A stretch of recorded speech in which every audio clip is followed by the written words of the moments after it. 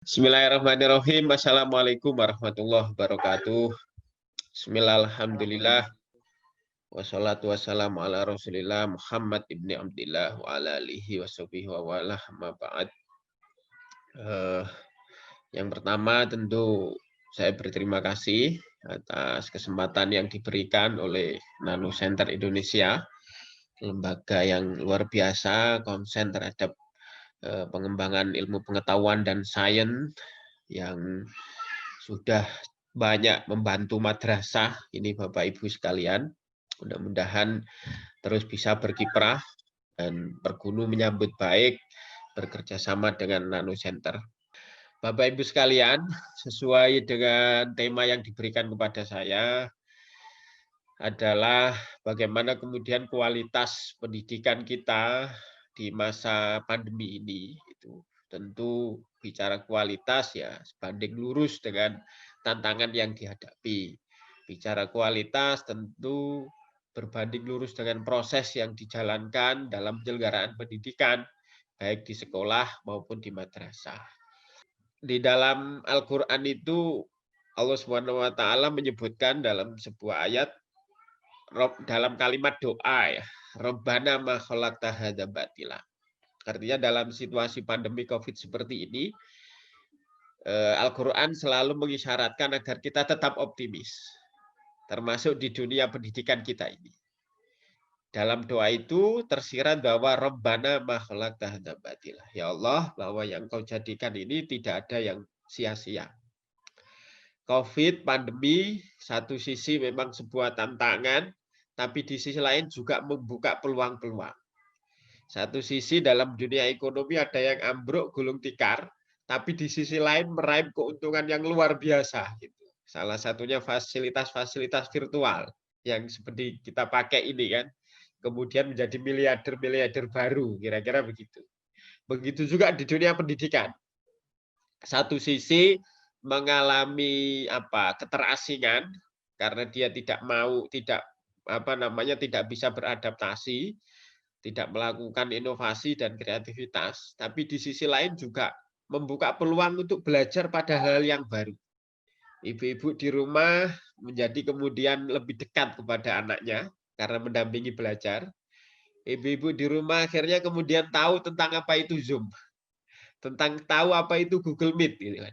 Karena harus mendampingi anaknya belajar dengan Zoom dan Google Meet yang tadinya tidak tahu sama sekali. Nah, itu saya pikir juga tadi berangkat dari ayat tadi, doa tadi, maka sesungguhnya tidak ada yang sia-sia. Nah, mudah-mudahan karena problemnya itu kan soal kaget, bahasa Jawanya kaget. Wah, kok tiba-tiba begitu kan? Yang tadinya ketemu guru menjadi tidak ketemu guru. Yang tadinya bisa ketemu buku menjadi tidak ketemu buku misalkan dan lain sebagainya. Yang tadinya ketemu kertas menjadi tidak ketemu kertas. Kaget ini kan sebenarnya bukan persoalan yang permanen. Kalau kemudian kaget ini bisa dilewati, maka justru akan menjadi sebuah kemajuan, menjadi sebuah potensi. Misalkan kemudian dia menjadi bersahabat dengan pola-pola pembelajaran digital dan lain sebagainya. Itu poin yang pertama. Artinya dalam tantangan ini pasti akan ada peluang, Bapak Ibu sekalian. Yang pertama, Bapak Ibu, apa yang menjadi tantangan dunia pendidikan kita di masa pandemi ini? Pertama adalah tantangan bagi satuan pendidikan itu. Sejak sudah hampir 1 tahun ya, hampir 1 tahun pandemi ini berlangsung, ya kan? Tentu satuan pendidikan menjadi berhenti secara tatap muka gitu. Nah, dalam konteks ini pembelajaran tetap harus berlangsung karena generasi ini tidak bisa kemudian putus begitu saja gitu tanpa ilmu pengetahuan dan tanpa pengalaman karena menyangkut nasib dan masa depan bangsa ke depan gitu. Maka dalam konteks ini tantangan satuan pendidikan baik itu sekolah atau madrasah ya kan tentunya harus melakukan inovasi kemudian juga melakukan pendekatan-pendekatan dengan pola-pola yang multi multi cara gitu, banyak cara gitu untuk kemudian menghadirkan pembelajaran, memberikan pelayanan kepada peserta didik untuk terus belajar. Satuan pendidikan akhirnya harus menghadirkan pembelajaran dengan metode jarak jauh. Yang ini tantangan tersendiri, mulai dari perangkat yang harus mendukung sarana prasarana dan lain sebagainya. Ini tantangan yang pertama bagi satuan pendidikan, terutama yang swasta, ya kan. Pergunu ini kebetulan banyak lembaga-lembaga yang menjadi tempat mengabdi guru-guru pergunu itu di swasta. Kami merasakan betul bagaimana lembaga pendidikan swasta dampak dari pandemi ini. Mulai dari misalkan dari segi pembiayaan, sumber pembiayaan menjadi tidak menentu kan, karena tidak bisa menuntut kepada peserta didiknya. Kalaupun menuntut juga nggak bisa berlebihan. Dan tentu yang kedua, masa pembelajaran pandemi ini tentu tantangan bagi seorang guru. Dan ini menjadi kunci, gitu. Karena guru ini adalah ruh dalam proses pembelajaran. Artinya apa? Kalau kemudian gurunya ini memiliki kapasitas untuk sungguh-sungguh menjadi seorang guru, menjadi ruhul mudarris dalam bahasa taklimul muta'alim, maka sesungguhnya dalam situasi apapun tidak akan ada masalah. Karena gurunya mampu berkreativitas, mampu berinovasi. Kenapa begitu? Hampir 80% gitu. Output pembelajaran, output pendidikan di satuan pendidikan itu ya tergantung kepada gurunya. Kita pernah dengar salah satu kalimat bagaimana membangun sistem pendidikan dalam situasi apapun, tidak hanya pandemi tapi juga di masa normal seperti sebelum sekarang ini. Salah satu kemudian yang bisa kita ambil ibro ada kalimat yang disampaikan oleh Kiai Zarkasih, Imam Zarkasih dari Gontor ya. Bagaimana kemudian posisi guru itu sangat penting. Disebutkan oleh Kiai Zarkasih, at-thariqatu ahammu minal madah. Sebuah metode itu menjadi sangat penting daripada materi. Kenapa begitu? Materi tidak akan bisa diserap oleh anak dengan baik.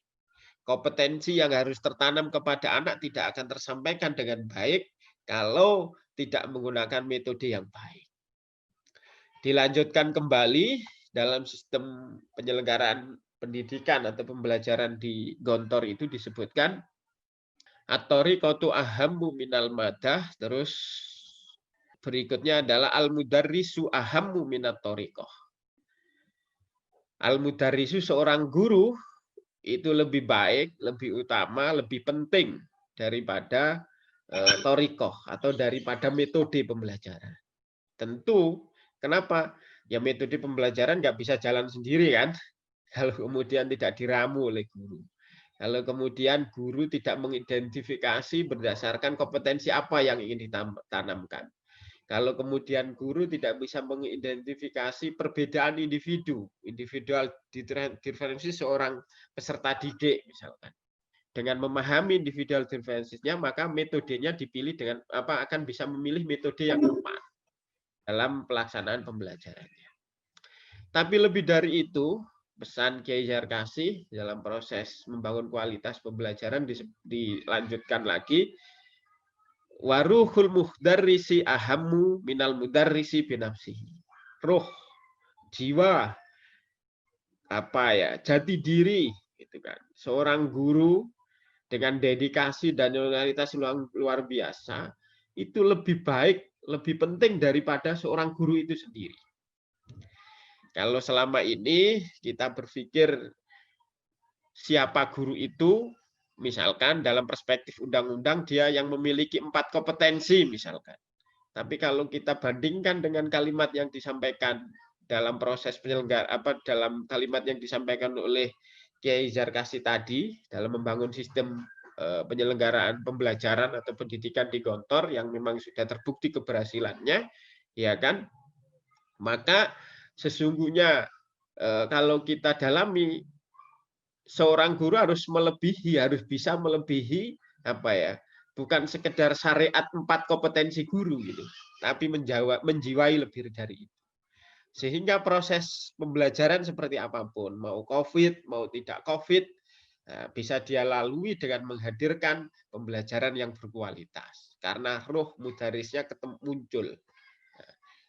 Nah, masa pandemi ini tentu tantangan bagi seorang guru untuk bisa beradaptasi, bagaimana kemudian metodenya, bagaimana kemudian penilaiannya yang tidak sekedar memberikan tugas begitu kan, tapi juga kemudian mengukur tentang capaian-capaian aspek selain kognitif. Kalau tugas-tugas kan tugas-tugas soal apa kan cenderung kognitif, bisa mengukur afektif, bisa mengukur psikomotorik dan seterusnya.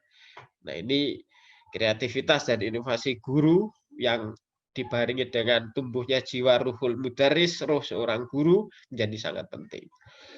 Tantangan berikutnya masa pandemi, pembelajaran masa pandemi juga bagi orang tua. Nah, orang tua ini menjadi guru sekarang di rumah kan. Orang tua ini kemudian kalau sibuk malah justru tidak bisa dampingi anak-anaknya. Kalaupun dampingi misalnya kadang-kadang emosionalnya karena nggak terbiasa dia mendidik gitu. Mendidik dalam durasi waktu yang lama kan gitu. Kayak guru mendampingi anak di sekolah. Kadang-kadang emosionalnya menjadi tidak stabil kan begitu. Karena anaknya jadi dimarah-marahin sendiri padahal anaknya sendiri. Nah, karena apa? Ketidaksiapan mental dari orang tua. Emosinya tidak terkontrol karena tidak terbiasa dengan durasi yang lama mendampingi mendidik anak-anaknya. Kalau guru kan terbiasa di sekolah. Nah, ini juga menjadi sebuah tantangan tersendiri yang juga harus diselesaikan oleh satuan pendidikan gitu. Dan juga oleh pemerintah tentunya. Bagaimana melakukan edukasi agar orang tua bisa beradaptasi dalam pembelajaran yang pola-pola PJJ di masa pandemi ini. Tantangan berikutnya adalah soal sarana. Internet, ya kan, gawainya dan seterusnya. Kita tahu bahwa apa ya, kepemilikan sarana pembelajaran yang berbasis digital itu berbanding lurus dengan kemampuan ekonomi biasanya. Yang saya jumpai juga demikian di Madrasah MTS 35 Jakarta itu. Ya kenapa kemudian dia tidak aktif dalam pembelajaran? Kita telusuri, kita datangi melalui guru kunjung dan seterusnya, oh dijumpai. Ternyata HP-nya cuma 1 misalkan, karena saudaranya ada 3 dan seterusnya. Nah, tentu ini sebuah tantangan. Satu sisi pembelajaran tetap harus, pelayanan pembelajaran harus tetap didapatkan oleh anak, oleh peserta didik, tapi di sisi lain ada keterbatasan sarananya. Jaringan internetnya misalkan, oke, kalau kita di kota memang tidak ada masalah kan, tapi kalau di daerah-daerah misalkan di Papua, di NTT ya kan, yang kemudian nyari sinyal dia harus naik ke gunung dan seterusnya, naik ke atas rumah atap kan, bisa kita lihat di beberapa kejadian sebelumnya yang waktu awal-awal penerapan PJJ itu kan, orang mencari sinyal untuk belajar begitu susahnya. Ada yang naik rumah dan seterusnya. Nah, ini juga menjadi tantangan tersendiri. Nah, beberapa tantangan ini tentu harus dirubah menjadi sebuah peluang sehingga bisa tetap menghadirkan pembelajaran yang bermakna di satuan pendidikan kita atau di penyelenggaraan di sistem pendidikan kita. Gitu. Bapak Ibu sekalian, pada ruang mikro, yaitu di dalam aktivitas pembelajaran, persoalan pembelajaran yang muncul juga cukup kompleks, tapi setidaknya ada beberapa hal yang bisa saya rangkum. Salah satunya, tadi Pak Surya juga sudah mengutip hasil survei ya. Bagaimana kemudian metode distance learning ini, PJJ ini membuat jenuh. Sehingga presentasinya di atas 50% hari ini peserta didik kita kangen gitu, ketemu gurunya, kangen ketemu sekolahnya, kangen ketemu temannya kan begitu. Nah, Tapi di sisi lain sebenarnya juga ada best practice, misalkan kayak penyelenggaraan model pembelajaran PJJ kayak di universitas terbuka itu.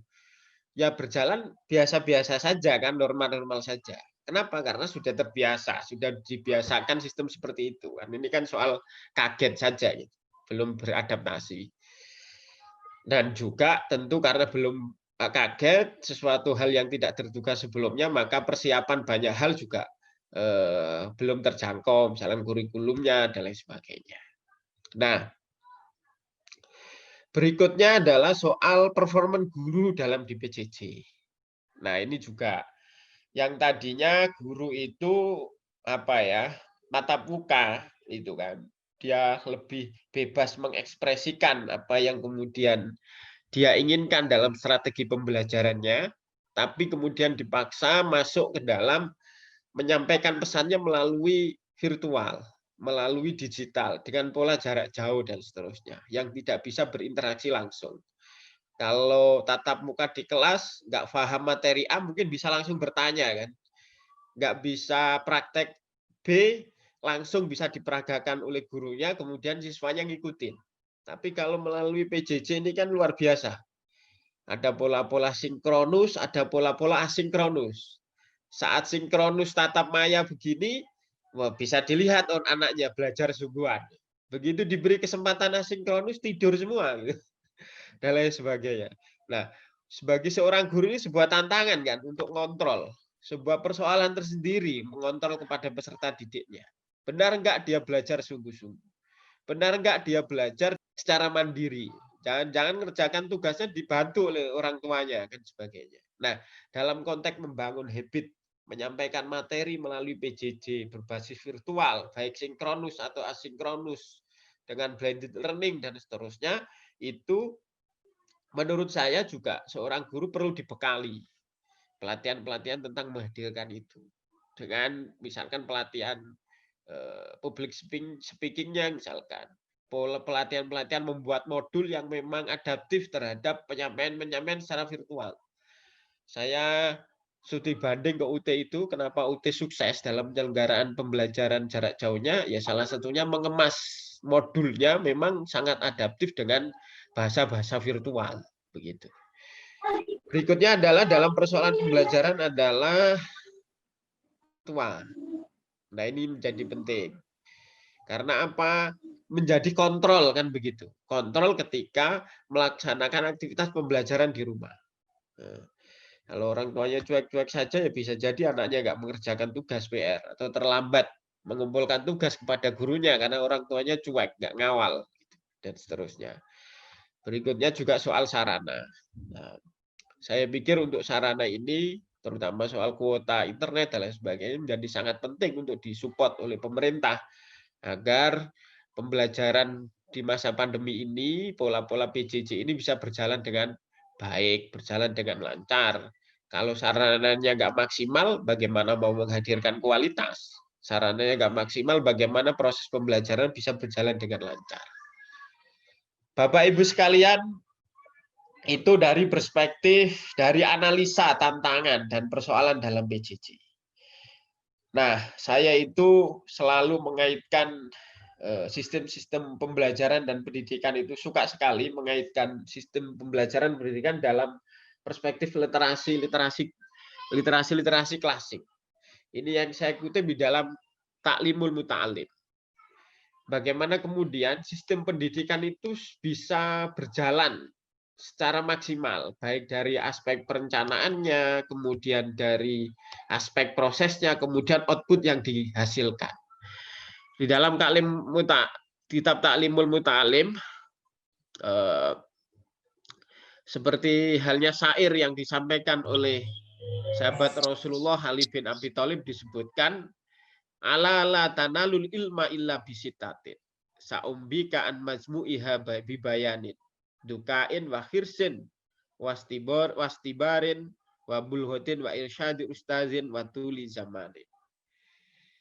Intinya bahwa tadi suksesnya mutu, cara untuk mencapai mutu pendidikan, cara untuk membangun sistem pembelajaran yang berkualitas, salah satunya yang disyaratkan dalam kitab Ta'lim ini ada 6 syarat. Proses interaksi antara guru, proses interaksi antara guru dengan orang tua, dan lain sebagainya. Ada 6 syarat agar sistem pembelajaran itu berjalan dengan baik. Agar proses mencari ilmu itu bisa berjalan dengan baik. Ada salah satunya, anak itu harus cerdas. Cerdas itu tidak kemudian selalu dikorelasikan dengan IQ yang tinggi, kan? Ada banyak kecerdasan. Yang kedua adalah memiliki minat yang besar, wahirsin. Yang berikutnya adalah wastibarin, memiliki kesabaran. Yang berikutnya adalah wabul hotin, ada bekal yang cukup, ada biayanya, dan lain sebagainya. Kemudian wa irsadi ustazin, ada petunjuk guru. Kemudian watuli zamani, ada waktu yang cukup lama. Yang ingin saya korelasikan dalam bagaimana kita menjaga kualitas pembelajaran di masa pandemi ini dengan konteks pesan dari Sayyidina Ali ini, gitu, bahwa sesungguhnya sudah disampaikan di antara syarat kemudian ilmu itu bisa tersampaikan dengan baik, kualitasnya terjamin dan lain sebagainya, adalah ada namanya wa irsadi ustazin, petunjuk seorang guru.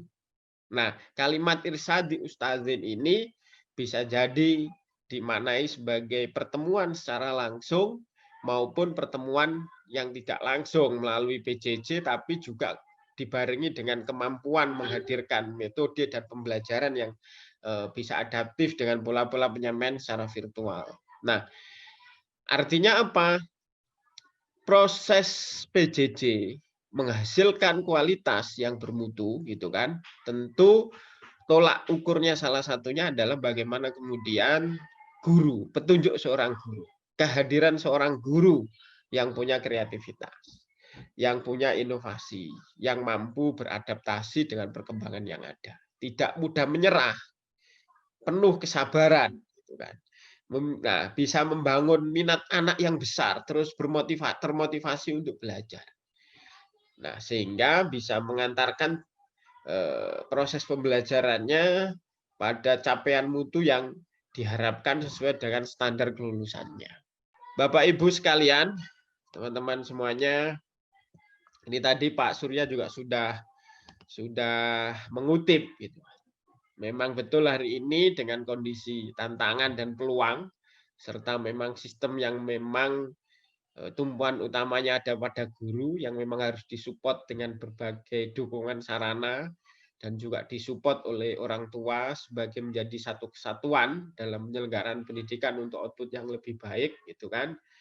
Selama masa pandemi ini memang akhirnya hasil survei dari lembaga yang cukup kredibel tadi, dari 4.000 lebih sekian, mengalami kejenuhan.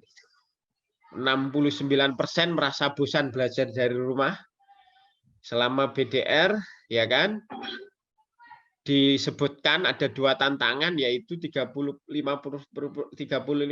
kesulitan akses internet, kemudian 38% ya kan kurangnya bimbingan guru, seperti yang terkutip dalam Ta'lim tadi, bagaimana pentingnya irsadi ustadz, petunjuk seorang guru itu. Petunjuk itu bisa dimaknai macam-macam. Dia menyampaikan ilmu pengetahuannya, dia menyampaikan attitude-nya, dia menyampaikan perilakunya, memberikan contoh dan teladan, dan seterusnya. Nah, ini ternyata juga terbukti, gitu, menjadi bosan di rumah karena kehadiran seorang guru cukup dibutuhkan. Dan saya pikir kita semuanya pernah mendengar Bill Gates itu yang punya Microsoft, ya, itu mengatakan bahwa ya secanggih-canggihnya teknologi hanya tool, hanya alat, gitu kan. Tetap aja butuh ruhul mudaris agar pesan pembelajarannya tersampaikan, agar materinya bisa difahami dengan baik oleh peserta didik. Nah, tentu ini menjadi PR bersama-sama, bagaimana guru, bagaimana kemudian penyelenggara pendidikan, baik itu pemerintah maupun swasta memberikan dukungan, bagaimana kemudian orang tua yang ada di sekolah, apa ada di rumah juga memberikan dukungan. Karena situasi ini tentu apa namanya, satu sisi menjadi sulit, tapi satu sisi lain juga saya pikir kalau sudah terbiasa juga akan lahir nanti sekolah atau madrasah yang justru akan menerapkan pembelajaran seperti ini. Bahkan nggak lama kemarin kan sudah ada kampus Asia ya, Cyber Asia itu, yang memang semua pembelajarannya akhirnya menjadi pola-pola pembelajaran seperti masa pandemi ini. Yang menjadi ukuran keberhasilan apa namanya pembelajaran di masa pandemi ini, tentu sebenarnya ukurannya sama dengan ketika ada masa masa pembelajaran normal tatap muka gitu. Apa itu? Ya sesungguhnya capaian pembelajarannya bagaimana kemudian menanamkan karakter kepada peserta didik. Karakter tentu lebih jauh lagi bagaimana menanamkan akhlak mulia, karena itu menjadi apa namanya pesan dalam sistem pendidikan kita kan. Tujuan pendidikan kita kan selain mewujudkan insan yang cakap dalam ilmu pengetahuan, juga endingnya akhirnya adalah berakhlak mulia. Nah, bagaimana kemudian kita menghadirkan pembelajaran di masa PJJ ini adalah tidak sekedar transfer ilmu pengetahuan, tidak sekedar belajar materi, tapi juga belajar tentang karakter. Belajar tentang akhlak mulia, belajar tentang sikap, dan lain seterusnya. Nah, pada berikutnya juga menjadi penting kemudian mencapai pada kompetensi yang ingin ditanamkan, yang ingin diwujudkan kepada peserta didik. Karena kompetensi ini adalah standar kompetensi lulusannya atau menjadi arah yang akan dituju kan begitu. Meskipun juga pada perkembangan sekarang karena masa PJJ ada adaptasi. Misalkan kelulusan sudah tidak berdasarkan capaian kurikulum misalkan. Capaian kurikulum tidak berdasarkan standar isi dan seterusnya. Nah, ini tentu kreativitas lembaga atau satuan pendidikan juga menjadi penting. Yang berikutnya adalah soal literasi. Ini juga menjadi penting sebagai capaian dalam pembelajaran meskipun di masa PJJ. Di bagian ini saya ingin menyampaikan agar kualitas pembelajaran PJJ dengan segudang tantangan tadi dan dukungan utamanya untuk kemudian bagaimana guru bisa menghadirkan ruhul mudaris, menghadirkan pembelajaran yang tidak kemudian selalu terbayang dengan pola-pola PJJ, tapi seakan-akan ya sudah antara PJJ dan pembelajaran tatap muka itu menjadi sama begitu, semangatnya sama, pola-pola metodenya juga sama, terus kreatif, terus inovatif, terus dengan dukungan orang tua dan tentu dukungan sarana dan sebagainya. Nah, ada beberapa hal yang menurut saya perlu untuk kemudian segera dilakukan. Yang pertama adalah membangun mindset bagaimana kemudian optimalisasi pemanfaatan sumber belajar, pemanfaatan semua sumber belajar, dan melakukan inovasi pendidikan. Kalau pada tatap muka, ya kan, sumber belajar mungkin bisa kita dampingi anak-anak itu, kita arahkan dan lain sebagainya. Mungkin bisa berpaku pada buku gitu kan dan lain sebagainya. Tapi hari ini bisa kita arahkan dengan berbagai sumber. Baik itu yang digital maupun belajar dari alam misalkan dan lain sebagainya. Yang berikutnya adalah pelatihan daring bagi guru. Nah, ini menjadi penting kenapa? Karena tadi mengatasi kejenuhan siswa tadi. Mengatasi kekagetan tadi. Karena kaget tiba-tiba belajar tanpa tatap muka gitu. Sebenarnya kan ya sama-sama belajar gitu. Tapi kalau kemudian dibarengi dengan guru memiliki kemampuan menghadirkan metode dan materi yang disajikan secara virtual, tentu semuanya akan biasa saja, gitu, berjalan secara normal. Dan justru akan membuka nambah pengetahuan dan pengalaman-pengalaman dalam penerapan teknologi. Gitu. Berikutnya tentu ini domain pemerintah atau penyelenggara dalam satuan pendidikan. Ternyata memang subsidi kuota internet ini menjadi penting. Bahkan tidak sekedar subsidi kuota internet, gawainya juga penting. Masih dijumpai di masyarakat kita, ya kan, secara umum gitu. Terutama yang di daerah-daerah 3T yang tidak memiliki gawai, yang tidak memiliki misalkan gadget atau laptop atau apa yang kemudian memungkinkan untuk pembelajaran secara daring gitu. Nah, ini juga perlu disuarakan agar mendapatkan dukungan secara optimal sarana prasarana pembelajaran secara virtual ini gitu. Yang berikutnya adalah ini sejauh ini pembelajaran secara tatap muka saja kita kualitas output-nya masih kalau ukurannya sains misalkan dengan ukuran PISA ya selalu menjadi keluhan-keluhan gitu kan. Dari 74 negara kita nomor 2 dari bawah misalkan dan seterusnya. Apalagi dengan PJJ. Dengan semacam ini. Maka dari itu menurut saya perlu secara inten pemerintah ya dalam hal ini kementerian atau lembaga atau satuan pendidikan yang memang punya kewajiban dalam mengawal penyelenggaraan pendidikan di Indonesia ini melakukan evaluasi secara berkala. Melakukan mapping, survei mutu secara berkala. Sehingga nanti akan terpetakan potensi pembelajaran di mana?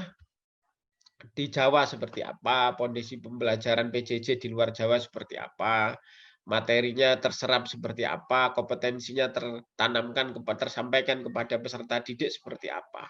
Nah, ketika itu dilakukan evaluasi terus-menerus secara berkala, baik pendekatan survei dan lain sebagainya, maka akan muncul tindak lanjut yang sesuai dengan kebutuhan di masyarakat.